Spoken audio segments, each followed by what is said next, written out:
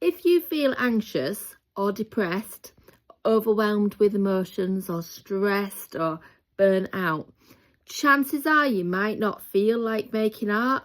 It might be that you don't see the purpose of making art or don't see the point of you making art. You might have a lot of doubts about whether your art would be good enough or whether other people might think certain things about you or judge you.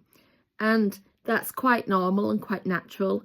And some of those responses could be like, in fact, a response to maybe a past experience or trauma that's caused you to maybe place a meaning on achievement or a meaning on self-expression that isn't necessarily your own, that's maybe placing a value on something being perfect or a value of something being maybe presented in a way that's digestible for somebody else.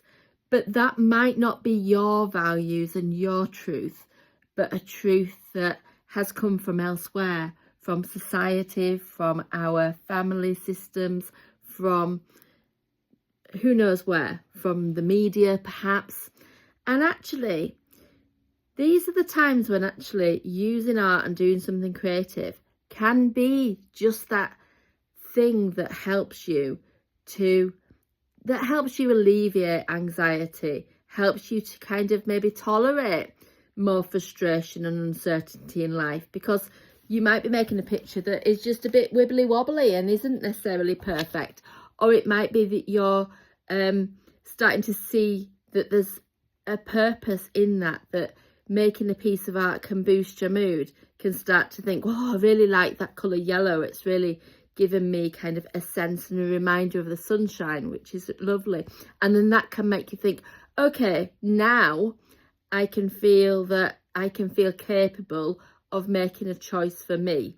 It might be possible, this is a suggestion, it might be possible now for me to express myself using some words. Or it might be that now that I've made a piece of art, I can have that inspiration, that motivation, that something within me to go and have a shower and show up and go for a walk outside, which can lift my mood even further and then help me to come back and make art that feels really aligned with me, where I'm expressing myself fully, more authentically, not doing something that feels robotic and feels kind of stuck and in that moment.